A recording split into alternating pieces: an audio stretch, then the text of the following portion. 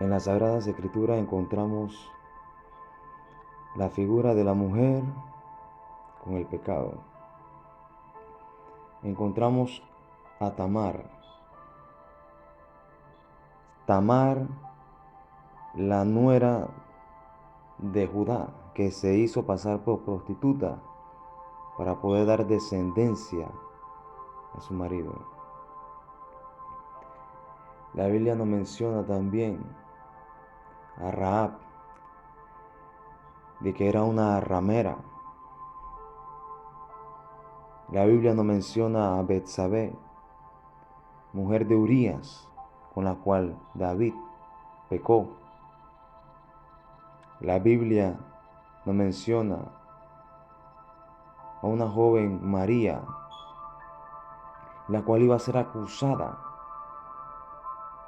por haber traicionado a su futuro esposo, de ver el bochorno de estar embarazada sin haberse ido a vivir con su esposo. ¿Qué esconde la figura de la mujer y la acusación al pecado? Pues estas 4 mujeres están en la genealogía de nuestro Señor Jesucristo. ¿Por qué siempre hace relación de la mujer y la acusación al pecado? El Evangelio de San Juan, capítulo 8, nos habla de la mujer adúltera y la figura de nuestro Señor Jesucristo delante de esta situación. ¿Qué esconde la palabra? ¿Qué misterio esconde la palabra en este pasaje? ¿Qué pasó aquí? ¿Qué misterio se esconde en este pasaje? ¿Por qué no hay registro que Yeshua escribiera palabras? Solo en este pasaje se registra que Yeshua, nuestro Señor Jesucristo, escribió algo y lo hizo en el polvo. Escribió palabras o escritos que desaparecieron en el viento, como dicen los antiguos, palabras que se llevó el viento, lo que escribía en el polvo. ¿Por qué no se condenó a la mujer? ¿Quebrantó Yeshua la ley?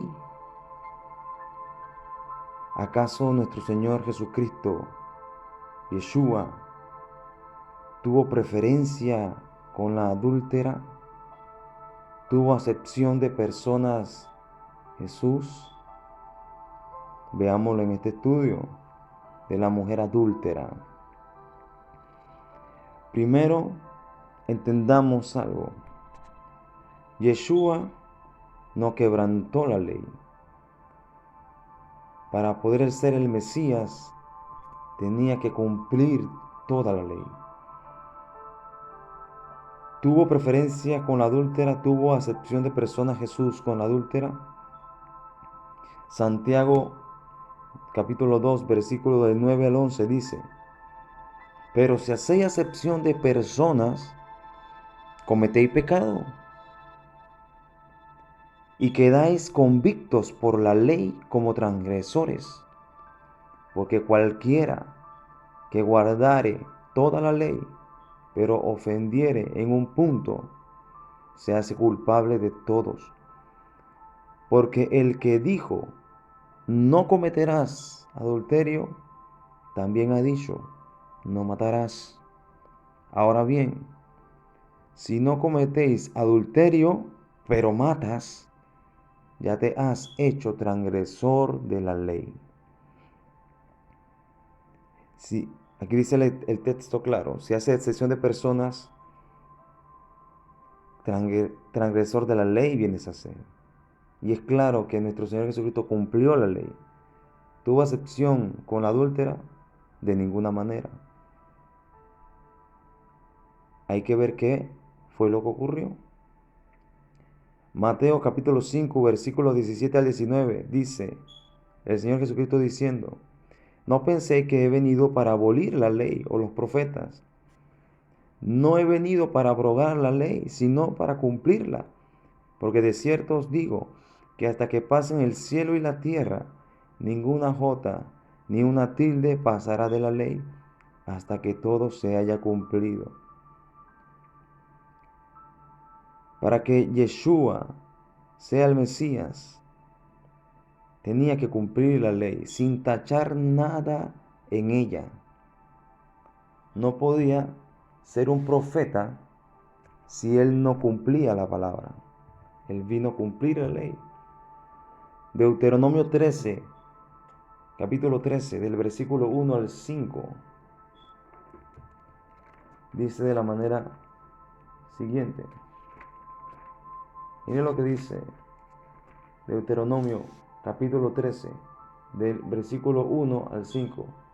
Si en medio de ti se levanta profeta o soñador de sueños y te da una palabra, te da una señal o prodigio, aunque se cumpla tal señal o prodigio que él te habló diciendo: vayamos tras dioses ajenos que no conociste y sirvámosle, no escucharás las palabras de ese profeta o de aquel soñador de sueño, porque Yud-Heh-Vav-Heh, vuestro Dios, os está probando para saber si amáis a Yud-Heh-Vav-Heh, vuestro Dios, con todo vuestro corazón y con toda vuestra alma. En pos de Yud-Heh-Vav-Heh, vuestro Dios, andaréis y a él temeréis. Guardaréis sus mandamientos y escucharéis su voz. A él serviréis y a él seréis fieles. Y aquel profeta o soñador de sueño se le dará muerte por cuanto aconsejó apostasía contra Yud-Heh-Vav-Heh, vuestro Dios, el cual te sacó de la tierra de Egipto y te rescató de casa de servidumbre, para extraviarte del camino por el que Yud-Heh-Vav-Heh, tu Dios, te ha ordenado seguir. Así extirparás el mal en medio de ti. El mismo Moisés profetizó y dijo que vendría el profeta como él. Y si él era profeta, tendría que cumplir la ley. Nuestro Señor Jesucristo no extravió a nadie de la ley, sino que la vivió. Porque si no hubiera vivido la ley, como dice Deuteronomio 13, a él no podíamos oír. Si él hubiera dicho algo fuera de la palabra, entonces él no sería el Mesías, pero él es el Mesías. Él cumplió la palabra. Yeshua no podía hablar nada fuera de la ley y de los profetas, porque si así fuera no sería entonces el Mesías y no deberíamos escucharlo. Pero a él oímos y obedecemos. Deuteronomio capítulo 4, versículo 12 dice: no añadiréis a la palabra, capítulo 4, versículo 2 dice: no añadiréis a la palabra que yo os mando, ni disminuiréis de ella, para que guardaréis los mandamientos de Jehová vuestro Dios, que yo os ordeno. Yeshua no añadió ni quitó nada en la ley. Ahora, viendo esto, conociendo la escritura, ¿qué fue lo que ocurrió aquí en este pasaje?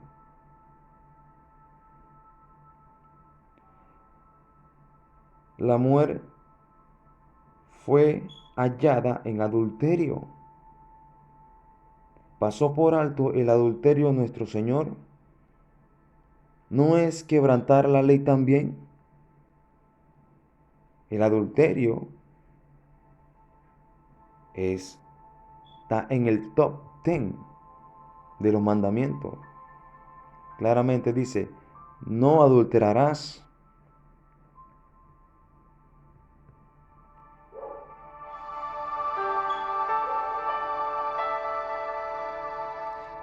Veamos este juicio de la manera correcta, con justo juicio a la luz de la palabra, a la luz de la Torah, a la luz de la ley.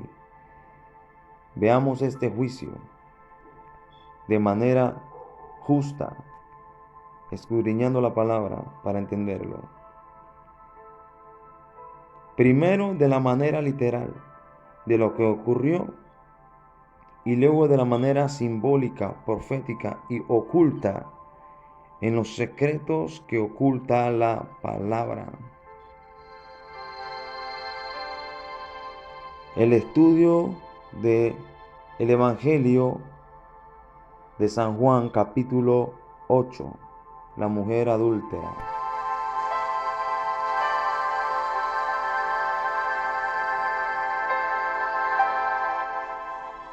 Veamos lo literal de cómo ocurrieron las cosas.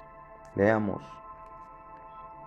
San Juan capítulo 8 dice, y Jesús fue al monte de los olivos, y por la mañana volvió al templo, y todo el pueblo vino a él, y sentado él les enseñaba.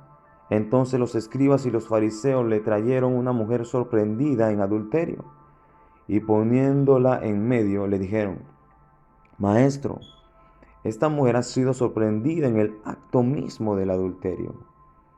Y en la ley nos mandó Moisés apedrar a tales mujeres. Tú pues, ¿qué dices? Mas esto decían tentándole para poder acusarle. Pero Jesús, inclinando hacia el suelo, escribía en tierra con el dedo. Y como insistieran en preguntarle, se enderezó y les dijo, el que de vosotros esté sin pecado sea el primero en arrojar la piedra contra ella. E inclinándose de nuevo hacia el suelo, siguió escribiendo en tierra. Pero ellos, al oír esto, acusados por su conciencia, salían uno a uno, comenzando desde el más viejo hasta los postreros. Y quedó solo Jesús y la mujer que estaba en medio. Enderezándose Jesús y no viendo a nadie sino a la mujer, le dijo, Mujer, ¿dónde están los que te acusan? ¿Ninguno te condenó? Ella dijo, ninguno, Señor. Entonces Jesús le dijo, ni yo te condeno, vete y no peques más.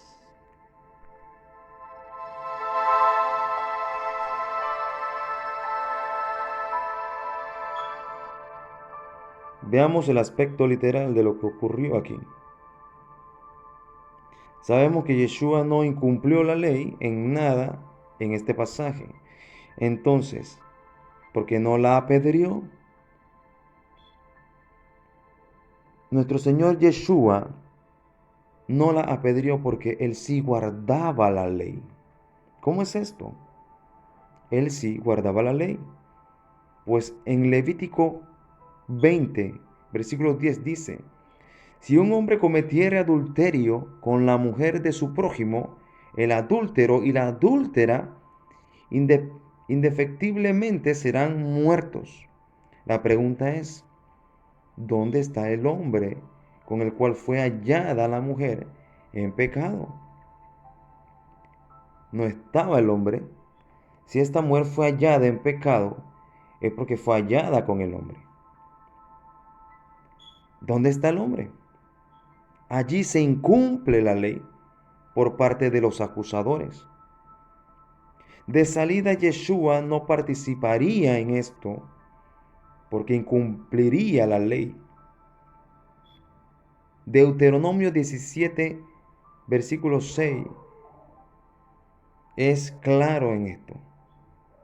Dice, por dicho de 2 o 3 testigos, morirá el que hubiere de morir. No morirá por el dicho de un solo testigo. Si tú incumples la ley en algo, la incumples en todo. ¿Dónde están los testigos aquí? No puede haber testigos si no están los dos acusados. No puede haber un testigo porque el testigo se arriesgaría a que lo maten. Porque tú no puedes, si tú testificas mal, en la ley condena los que mal testifican. Si tú incumples una parte de la ley, la incumples en todo y no te es ella testigo, porque la palabra es testigo de las cosas. Es la palabra que testifica de Dios. Y si tú incumples la ley en algo, la incumples en todo y no te es ella testigo en nada, porque no hay parte de ella en ti. Yeshua es la palabra, nuestro Señor Jesucristo es la palabra. Si Él ve que no llevas parte contigo, la palabra, no tienes testigo válido, porque la palabra no respaldaría tu acción si no estás en la palabra. Si hablas de Dios, tiene que ser por medio de la palabra, porque es la palabra la que da testimonio de nuestro Señor. Pues quienes la acusaban no eran testigos, se invalidan la ley. Y no eran ellos los testigos, sino los acusadores, pues nadie sería testigo por falso testimonio, porque morirían por sus falsos. ¿Dónde estaban los jueces? Éxodo 21:6 dice: entonces su amo le llevará ante los jueces y le hará estar junto a la puerta o al poste, y su amo le horadará la oreja con lesna, y será su siervo para siempre. Este es el contexto cuando el amo llevaba al esclavo, porque el esclavo se ofrecía voluntariamente estar con él para siempre. Pero nos muestra algo interesante. Los jueces estaban en las puertas de la ciudad y a un juez tenían que ser llevadas las acusaciones. ¿Dónde está el juez?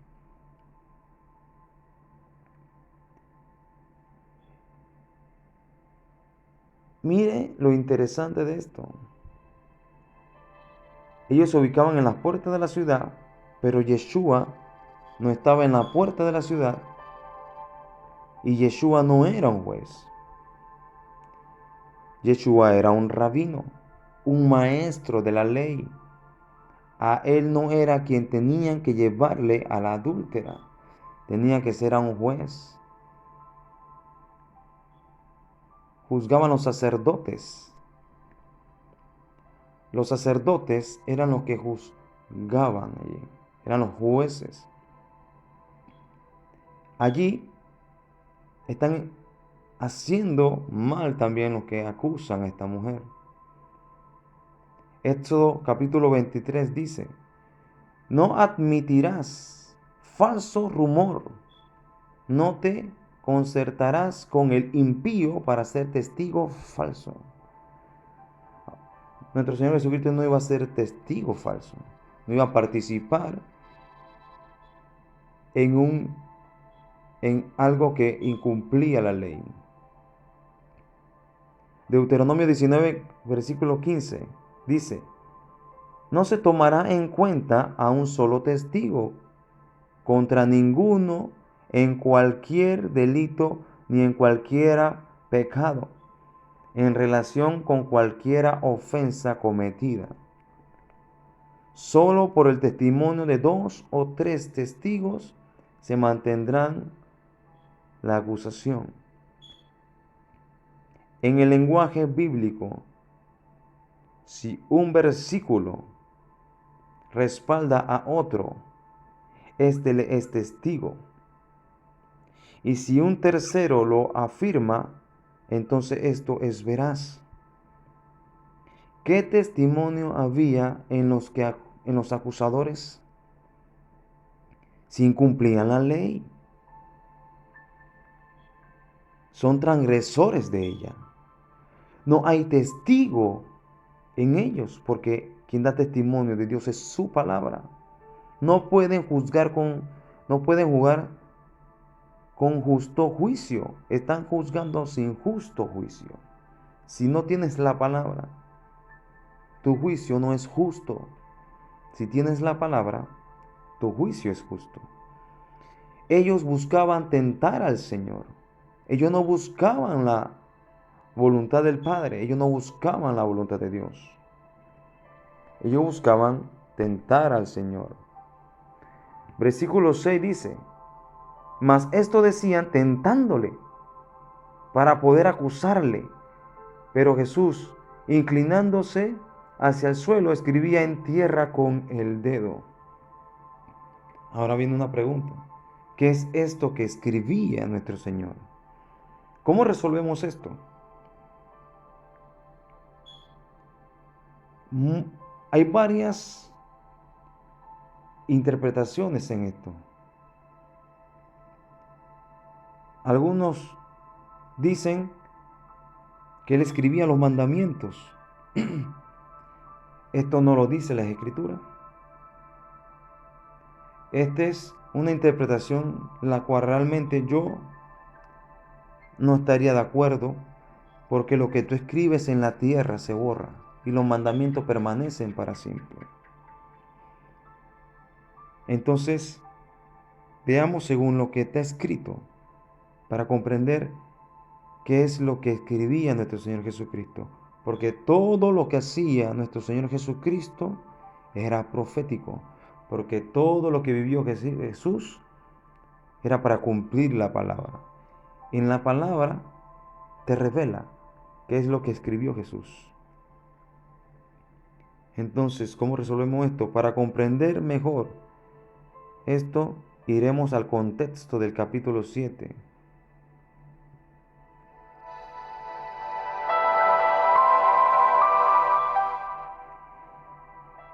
En el capítulo 7 nos habla de la fiesta de los tabernáculos. Se celebraba en Jerusalén la fiesta de las enramadas, la fiesta de Sukkot, la fiesta de los tabernáculos. Esta fiesta está mencionada en Levítico 23. En Levítico 23 nos habla no de la fiesta de los judíos, habla de las fiestas solemnes del Señor. Fiesta en hebreo es Moed. Fiesta es Moed y esto se le conoce como los Moedim, como las fiestas. Los Moedim reflejan el tiempo. Estas son señales de las estaciones. Las fiestas son sombras proféticas para ver el calendario de Dios, de cómo iban a ser las cosas en los acontecimientos del Mesías. Estas fiestas o Moedim señalan los tiempos, las estaciones, así como el sol señala las horas del día, así como la luna señala los días de los meses, así como las constelaciones los meses del año.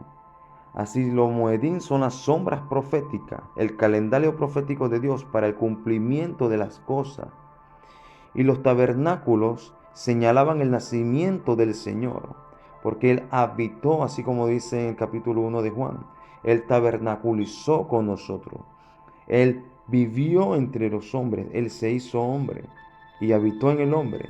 Pero también esta fiesta de los tabernáculos señalan la morada del Señor con nosotros en la nueva Jerusalén, donde las naciones subirán a adorar al Señor a Jerusalén en el gran reino milenial.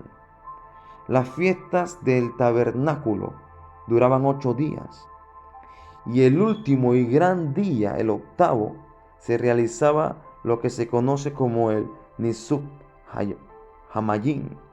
El Nisuk Hamayim, que es la libación del agua o la ofrenda del agua, también conocida como la ceremonia de verter el agua sobre el altar.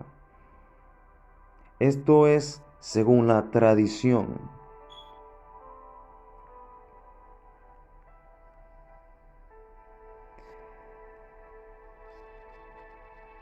Aquí iban hacia la fuente del Siloé, al manantial, donde buscaban agua.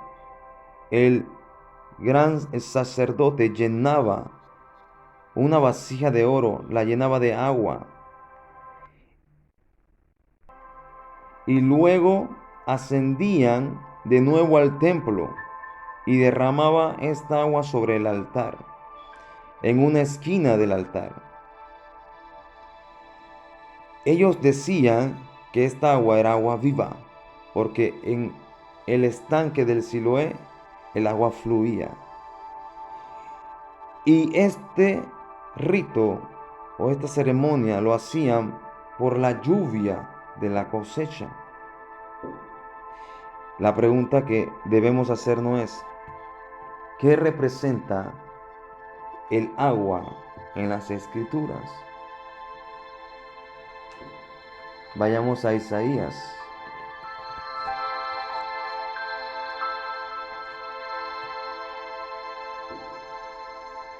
Isaías capítulo 55.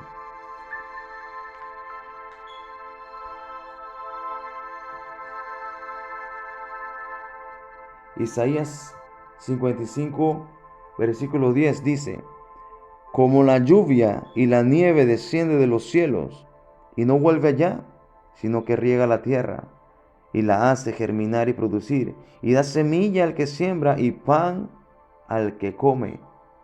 Así será mi palabra que sale de mi boca. No volverá a mí vacía, sino que hará lo que yo quiero y cumplirá aquello para lo que cual fue enviada.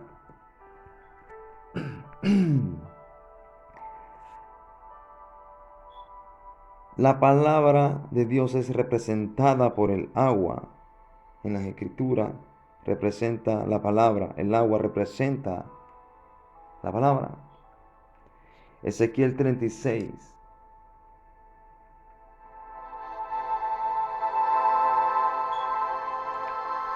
Veamos qué dice Ezequiel 36. Versículos 25 al 27. Dice: yo rociaré agua limpia sobre vosotros y seréis limpios de todas vuestras inmundicias, y os limpiaré de todos vuestros ídolos.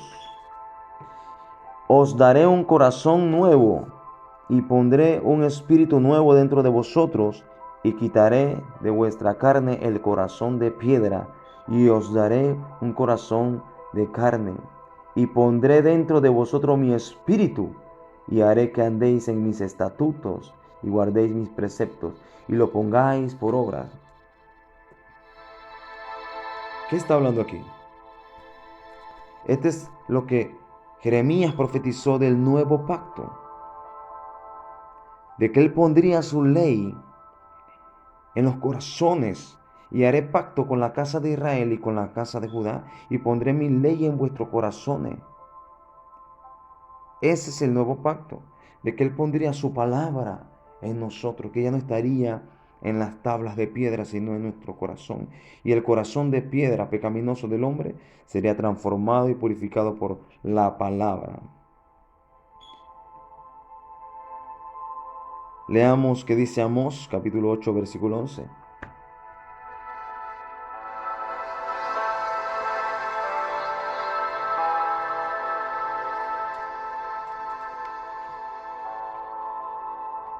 Amós, capítulo 8, versículo 11 dice: he aquí vienen días, dice Adonai, el Señor, nuestro Dios, en los cuales enviaré hambre a la tierra. No hambre de pan, ni de sed de agua, sino de oír la palabra de el Señor.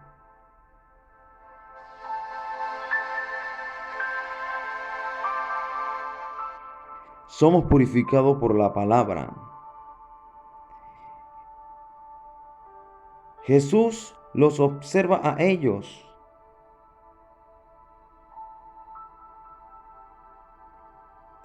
Jesús ve en el gran día y solemne día, el gran último día de la fiesta de los tabernáculos, viendo cómo vierten el agua. sobre el altar. Y el Señor los observa y en el gran día se levanta y les dice que esa agua que ellos piden y buscan, que si creen como dice la palabra, esa misma palabra que ellos que ellos vertían, esa misma palabra que ellos decían, esa misma palabra en ellos brotaría. Que la palabra que ellos declaraban, porque ellos declaraban una palabra profética de Isaías cuando vertían estas aguas sobre el altar. El Señor Jesucristo se levanta y dice, si crees en mí, como dicen las escrituras, así como si crees en mí, como dice lo que tú estás declarando, pues de en tu interior correrán esa misma palabra. Ya no estará en piedra, sino estará en tu corazón, brotará dentro de ti.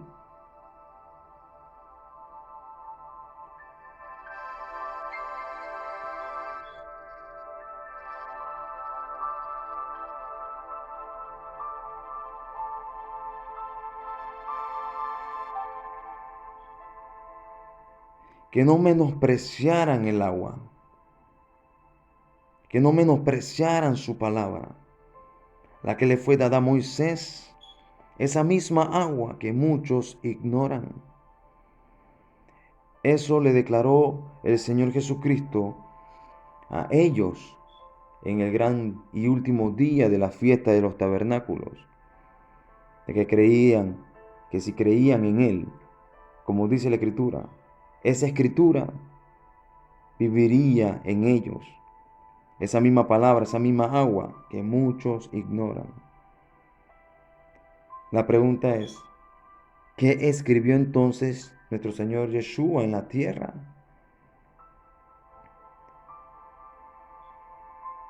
Luego de esto vinieron con la adúltera, los mismos que oyeron del agua, los mismos que oyeron de que Él era esa agua que brotaba para vida eterna, aguas vivas. Los mismos que oyeron cuando el Señor Jesucristo se levantó y declaró ser el agua viva. Estos mismos fueron los que llevaron a la mujer, mas no les importaron estimarla. No estimaron las aguas. No estimaron lo que salió de la boca de Jesús.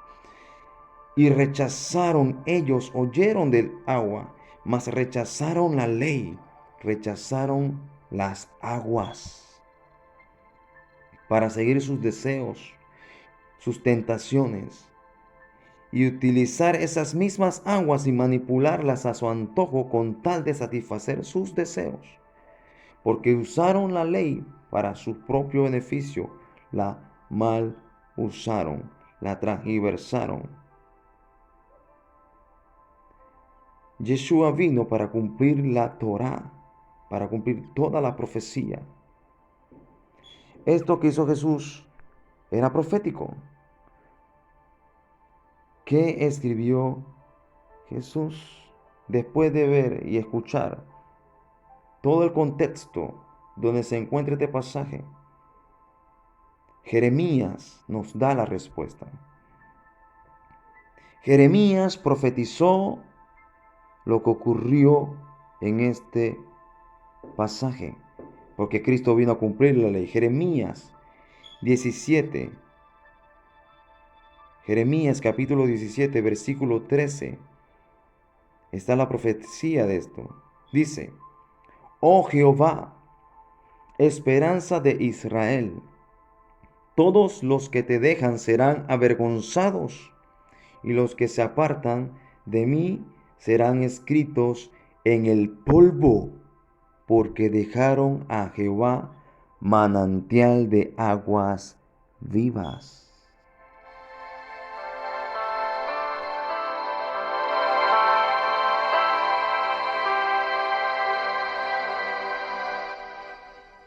¿Qué es esto que dice aquí?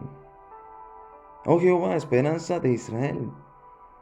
Dice que todos los que te dejan serán avergonzados y los que se apartan de Dios serán escritos en el polvo. Porque, porque dejaron a Jehová manantial de aguas vivas. ¿Qué fue lo que ocurrió en este contexto? ¿Qué hicieron estos hombres acusadores? Estos hombres que acusaban a esta mujer fueron avergonzados. ¿Por qué? Porque se apartaron de Dios. Porque dejaron los manantial de agua viva que el Señor Jesucristo declaró ser. Ellos menospreciaron ese manantial de agua viva y fueron avergonzados, y sus nombres fueron escritos en el polvo. ¿Qué escribió nuestro Señor Jesucristo? Escribió sus nombres en el polvo. Leamos lo que dice. Mas esto decían tentándole para poder acusarle. Pero Jesús, inclinándose hacia el suelo, escribía en tierra con el dedo. Lo más probable es que lo primero que se agachó para escribir fue el nombre de la adúltera. Porque la adúltera pecó. Se olvidó de la ley. Y su nombre fue escrito en el polvo. Y como insistieran en preguntarle, se enderezó y les dijo: el que esté libre de pecado, que arroje la primera piedra. E inclinándose de nuevo hacia el suelo, siguió escribiendo en tierra. Muchos rabinos dicen que esta segunda vez fue para escribir los nombres de ellos. Que así como la adúltera fue pecadora, ellos también eran pecadores. Así como la adúltera incumplió la ley, asimismo ellos incumplían la ley. Ninguno era libre de pecado. Ninguno era libre del error. Sus nombres también fueron escritos en el polvo, y ellos los vieron, y ellos se acordaron de la palabra, la profecía. Por eso que la Escritura dice: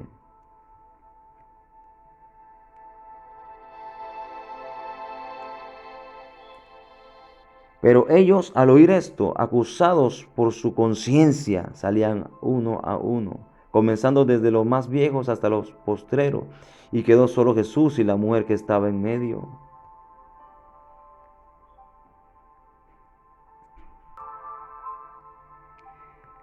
Ellos mismos, sus nombres fueron escritos en el polvo, donde el viento pasa y se lleva todo al olvido. Serán olvidados los que declaran rechazar a Dios. Serán olvidados los que rechazan la palabra de Dios. Serán como el tamo en el desierto.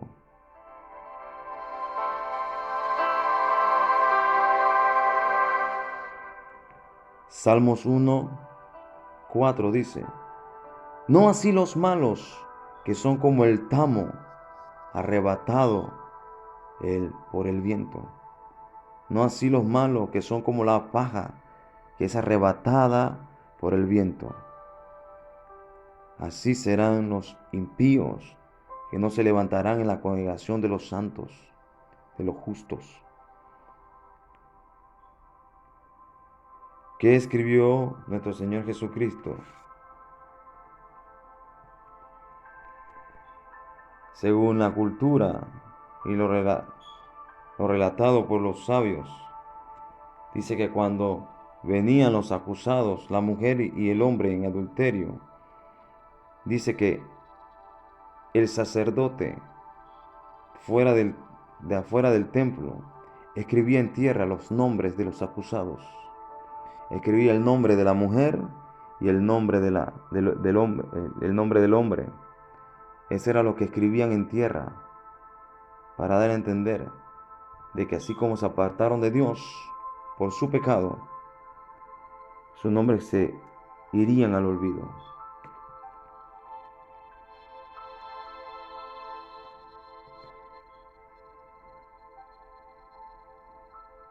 La gran misericordia alcanzó a esta mujer, porque la base de la ley es el amor y la misericordia. Aquellos que traían al Señor, a la mujer en adulterio, no tenían base para acusarla. Mas Jesús conocía el corazón, porque en el corazón de Jesús era que llegara al arrepentimiento a aquellos que acusaban, y la acusada, porque todos a unas nos hicimos pecador. Cristo vino a buscar el pecador. Este es el contexto literal, ¿no?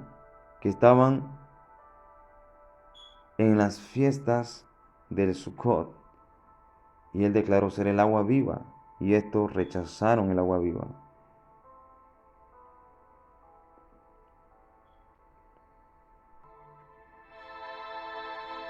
Bien, veamos ahora lo simbólico de este pasaje y el secreto que oculta este pasaje.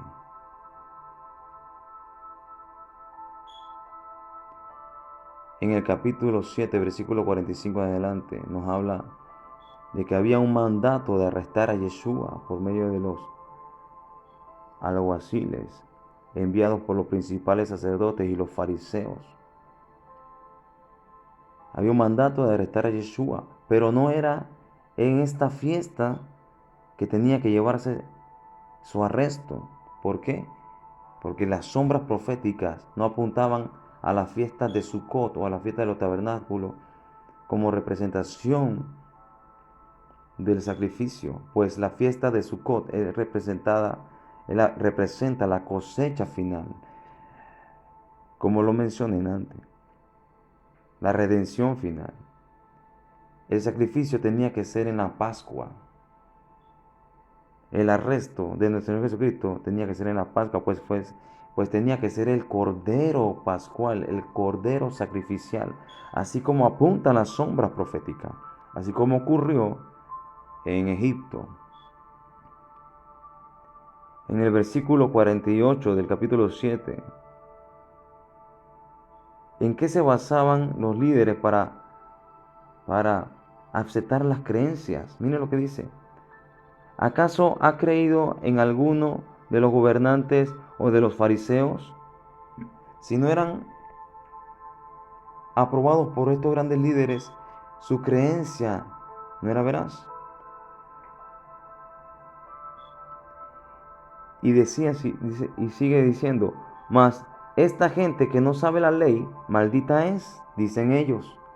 Les dijo Nicodemo que habló con él en el capítulo 3, el mismo Nicodemo dijo, el que vino a él de noche, el cual era uno de ellos, diciendo, dice, ¿juzga acaso nuestra ley a un hombre si primero no le oye y sabe lo que ha hecho?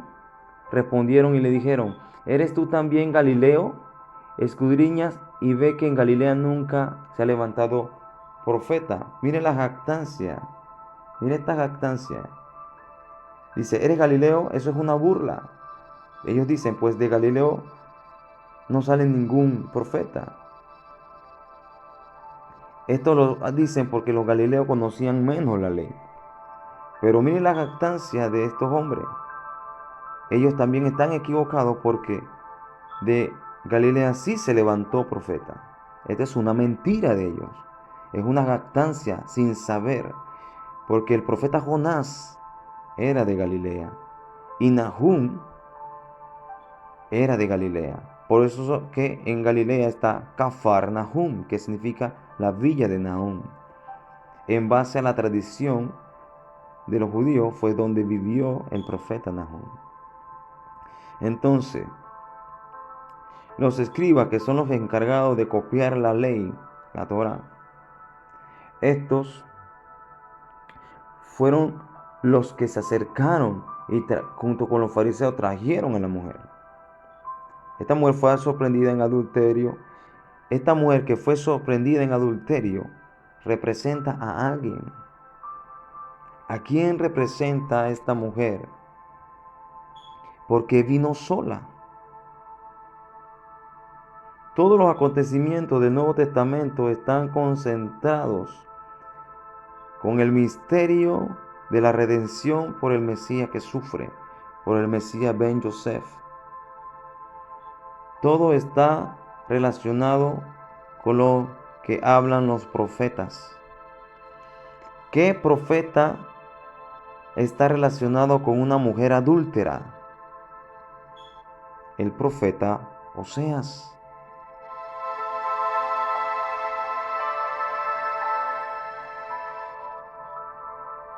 La mujer del profeta Oseas era Gomer, una mujer adúltera también. Y este pasaje muestra algo profético, un cumplimiento profético, que así como Gomer pecó, tuvo un esposo que la redimió. Gomer viene de la palabra ligmor, que significa terminado o significa consumado. ¿A quién se le acusa en la profecía de Oseas? ¿A quién es el que se le acusa en la profecía de Oseas? En la profecía de Oseas se le acusa a su mujer. Su mujer representa a alguien.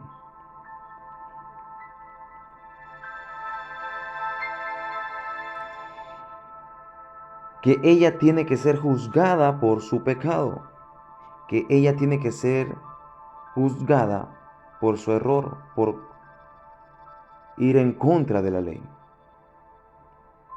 por haberse acostado con sus amantes. Y los amantes en la profecía de Oseas, y que se acostaron con Gomer, representa a los ídolos. Ella era culpable.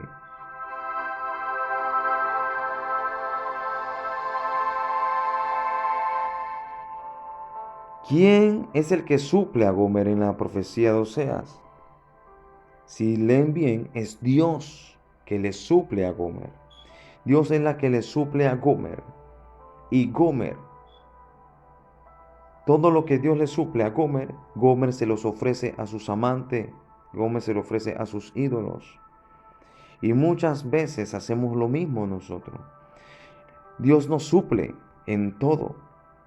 Y muchas veces lo que nos suple Dios, lo ofrecemos a lo que no viene de Dios.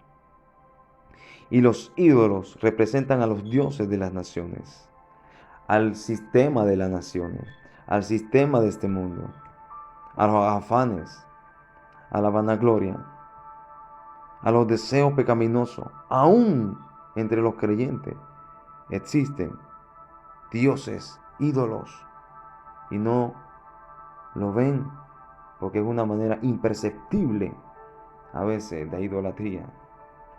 Aún nos idolatramos nosotros mismos.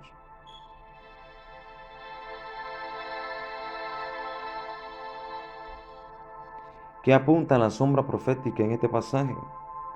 Para entender esto tenemos que ir a Números 5, capítulo 5. En Números capítulo 5 hay una relación con la mujer adúltera y es la ley de los celos. En el capítulo 5 nos habla de la ley, en el capítulo 5 del libro de Números, nos habla de la ley de los celos, que está relacionado con la mujer adúltera, donde el marido lleva a la mujer al templo cuando haya una sospecha de infidelidad. Y llegando al tabernáculo de reunión, el sumo sacerdote tomaba de el polvo que estaba en el piso y lo ponía en un recipiente con agua y le hacía beber esa agua. Esa agua, con ese polvo que era tomado por el sumo sacerdote del piso, era la cual se le llamaba la agua amarga. Eran aguas amargas. Y esta agua amarga era la cual traía maldición. Oigan esto.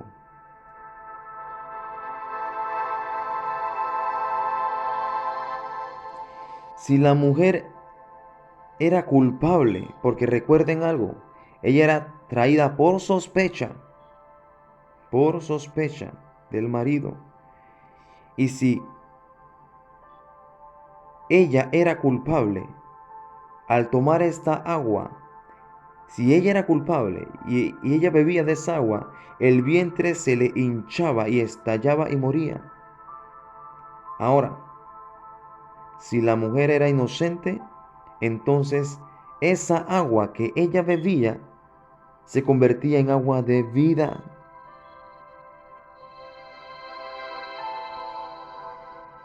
Y era muy fértil. ¿Por qué se volvía fértil? Por compensación de la mala fama que se le hacía por parte de su marido. Por el vituperio, por haberla expuesto. La recompensa de esto era que era fecunda, como dice el texto de número 5, la ley de los celos. Ahora, miren lo interesante de esto. Según la tradición oral,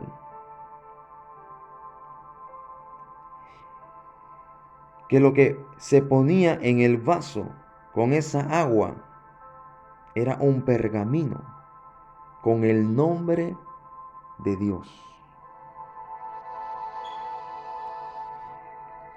Con el nombre de Dios escrito. Ellos escribían el tetragramatón, el Yud Hei Bat Hei. Esto era lo que escribían y ponían en la vasija con agua y, y la tierra, las aguas amargas. Bueno, ellos ponían allí el nombre sagrado de Dios.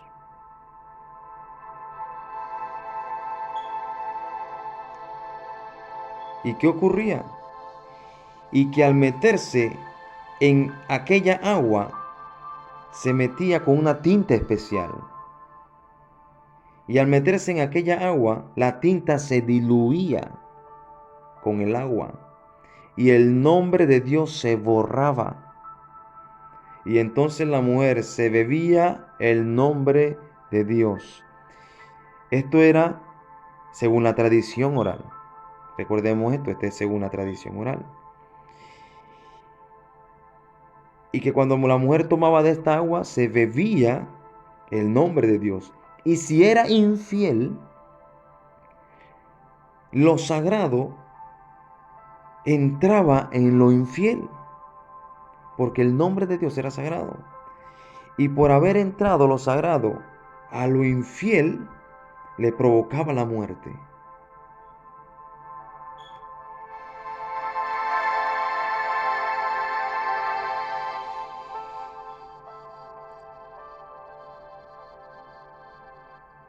Y si en lo fiel, o sea, si la mujer no era culpable, entonces esta agua, el nombre de Dios, le provocaba la vida. De esto surge una enseñanza rabínica. De aquí surge la enseñanza del Shalom Bait.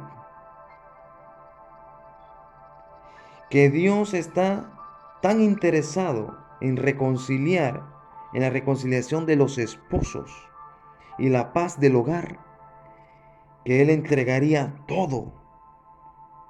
Porque el dar el nombre es darlo todo. Como vino Jesús a mostrarle el nombre y entregarse todo.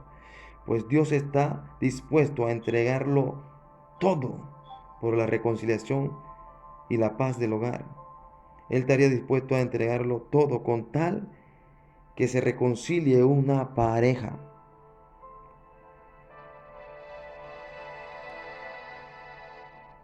No que su nombre sea menos, no que su nombre sea pisoteado, no, sino que Él se humillaría y entregaría todo por una reconciliación. Y esto es lo que hizo Cristo Jesús. Lo entregó todo por una redención de la novia y el esposo.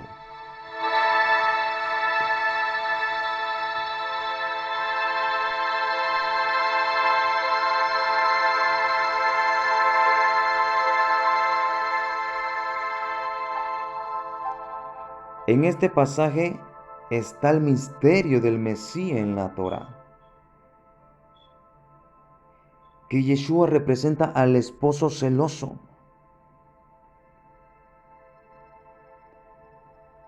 El esposo por excelencia.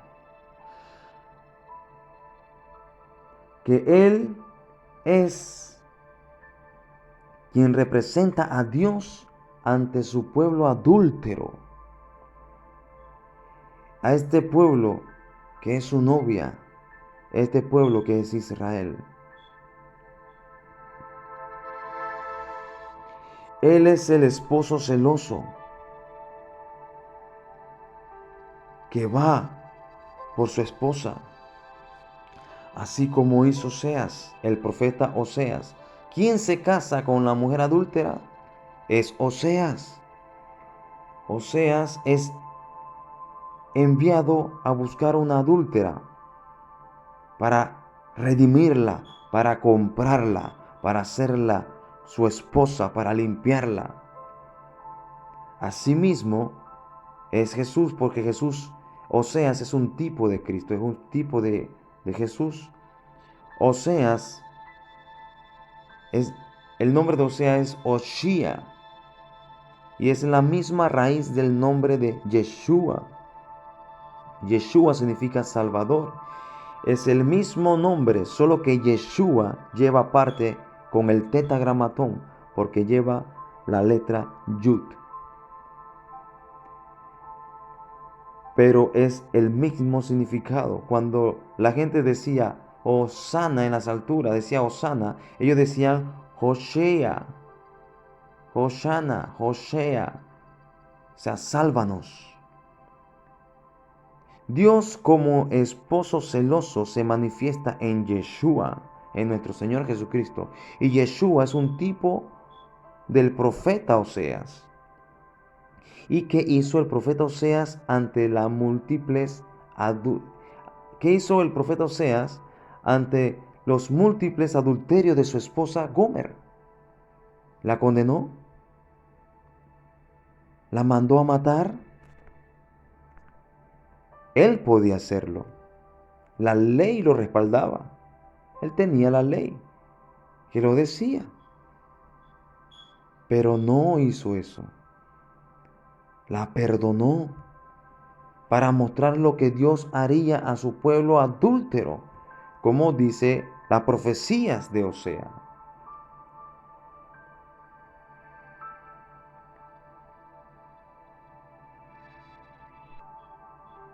Él la atraería a él con cuerdas de amor. Entre más Oseas se acercaba a ella, más se alejaba ella de él. Así como Dios se acercaba a su pueblo, más su pueblo se alejaba de su Dios. Por eso vino Cristo a buscar a su pueblo, a buscar a su novia. Pero Él vuelve a ella y la redime. Oseas vuelve a Gomer y la redime, la compra. Y la redime, la compra. Y el Evangelio de Juan, que está escrito en un libro de Sot, relaciona todo esto, como lo dice las bodas de Caná, porque Caná significa compras, son las bodas de la compra. Cristo vino a buscar a su novia, a comprarla. Y en este pasaje, aquí hay una mujer acusado por la Torá. El Evangelio de Juan capítulo 8, vemos una mujer acusada por la Torá, así como estuvo Tamar, así como estuvo Betsabé, así como tuvo Rahab, y aún María podría haber sido acusada por calumnia.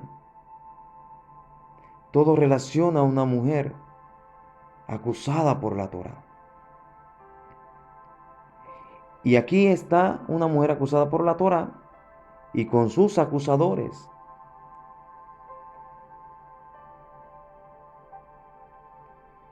Que se lleve a cabo su juicio y que debe morir y que ella debería beber aquella bebida que habla Números como lo mencioné, número 5, ella tenía que beber de aquella agua amarga.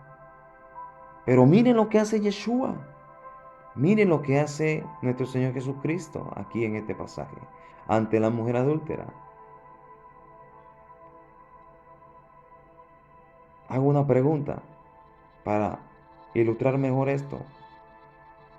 ¿Qué fue lo que se escribió en la cruz cuando nuestro Señor Jesucristo fue crucificado? Lo que se escribió en la cruz cuando el Señor Jesucristo fue crucificado fue lo siguiente. Fue Jesús de Nazaret, Rey de los judíos. Y fue escrito en 3 idiomas. Fue escrito en el latín, fue escrito en el griego y fue escrito en el hebreo. Y el hebreo dice de esta manera: Yeshua HaNosri Umelech HaYehudim. Repito, Yeshua HaNosri Umelech HaYehudim. ¿Qué significa Jesús de Nazaret, Rey de los judíos? Ahora, si tomamos la primera letra de cada palabra formando un acróstico, formamos el tetragramatón. Si tomamos la primera palabra de Yeshua HaNosri Umelech HaYehudim, si tomamos Yeshua, Y, H, H, Umelech, V, HaYehudim es YHVH. Si tomamos la primera letra de cada palabra, formamos el acróstico tetragramatón YHVH. Y cualquiera que veía la cruz y leía ese letrero, lo que leía era el nombre de Dios. ¿Por qué? Porque el judío es dado para la gematría de las palabras. Ellos sabían leer en acrósticos, porque asimismo está escrito el libro de Esther. El nombre de Dios aparece de forma acróstica y el judío sabe interpretar esto. Y el judío que es dado para la gematría de las palabras sabía lo que allí estaba escrito. Por eso los líderes dijeron: quita eso, pon otra cosa, pues ellos sabían que allí estaba el nombre de Dios. Mas se dijo: lo que he escrito, he escrito. Mire lo que dice en Juan.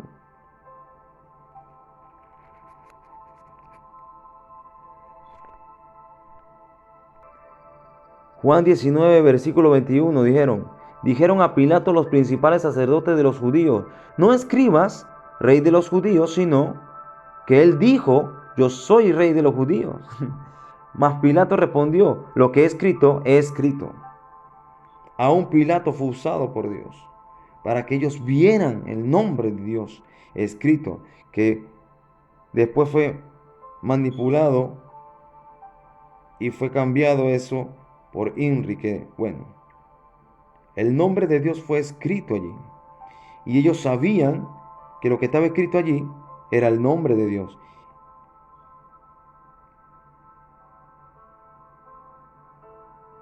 El nombre de Dios, el santo nombre de Dios estaba escrito en la cruz.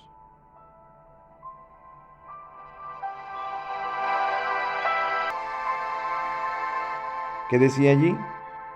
El que está clavado allí era el sumo sacerdote, pues él era el sumo sacerdote. Él es el sumo sacerdote que llevaba una mitra que decía: santidad de Yud Hei Bat Hei. Así como dice la profecía y así como dice el escrito, que el sumo sacerdote llevaba la mitra que decía santidad a Dios, santidad de Yud Hei Bat Hei. Asimismo estaba en su cabeza la mitra que decía sacerdote, sumo sacerdote, Yud Hei Bat Hei. Un sadik consagrado y entregado a Dios.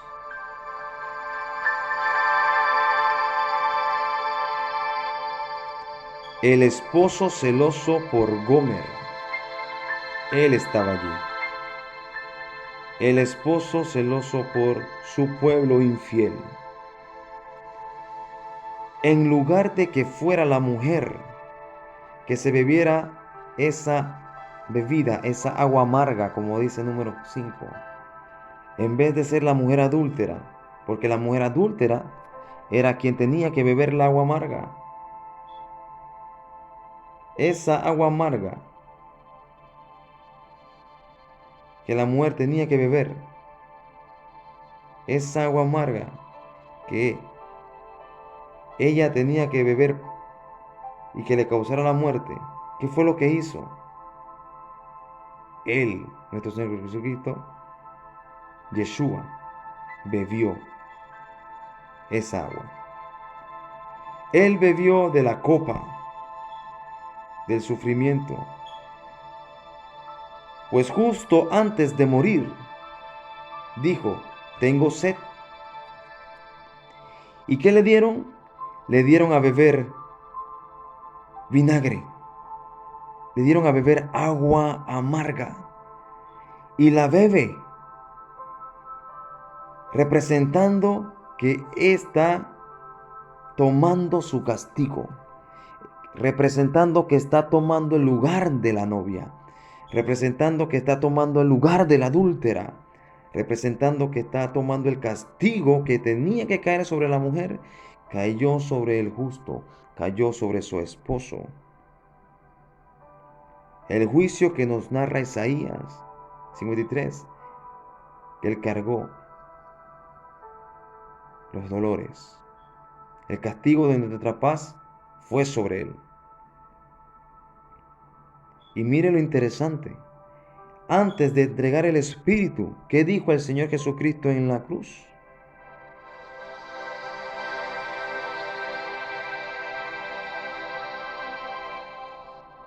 Él dijo, Gamarti.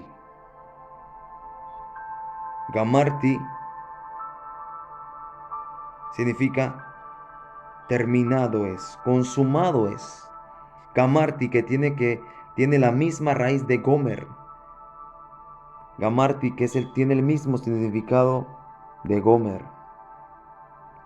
Él gritó, Gomer, he terminado, Gomer. Él gritó a gran voz, Gomer, esto lo hago por ti. Esto lo hago por ti, Gomer.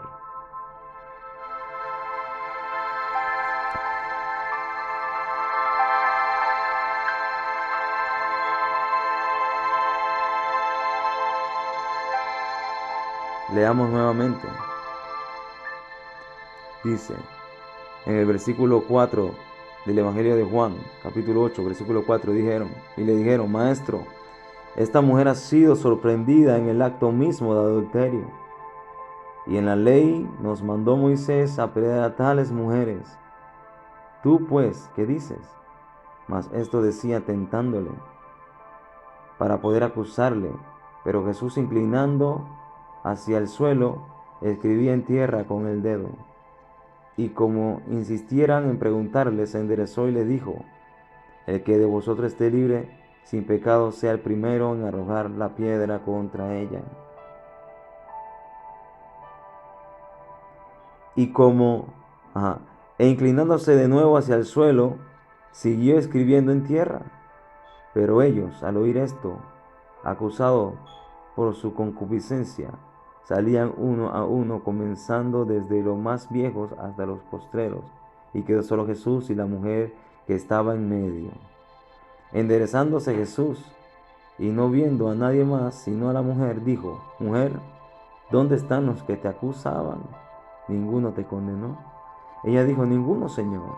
Entonces Jesús le dijo, Ni yo te condeno. Vete y no peques más. ¿Cuál es la enseñanza de esto? ¿Cuál es lo oculto de esto? De que así como se merecía el castigo, la adúltera,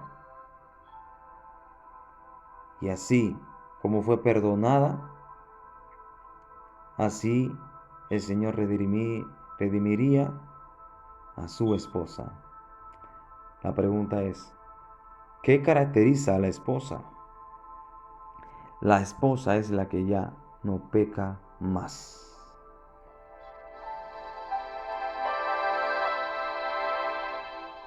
La esposa es la que sigue a su esposo. La esposa es la que toma del vino con su esposo. La esposa es la que se sienta a la mesa con su esposo. La esposa es la que le abre la puerta al esposo. La esposa es la que se educa a los pies del esposo. La esposa es la que ama la voluntad de su esposo. La esposa es la que ama lo que sale de la boca del esposo.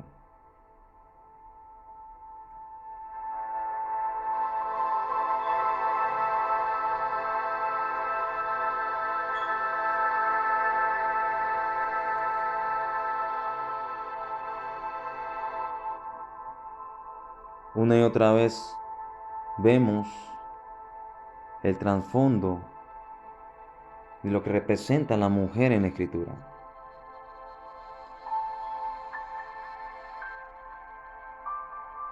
¿Eres tú la esposa? ¿Amas la palabra? ¿Buscas? ¿Te desvelas? ¿Estás a la puerta de la espera del esposo? ¿O simplemente duermes, ignorando la palabra de Dios? Espero que te haya servido de edificación el estudio del Evangelio de Juan capítulo 8. Bendiciones.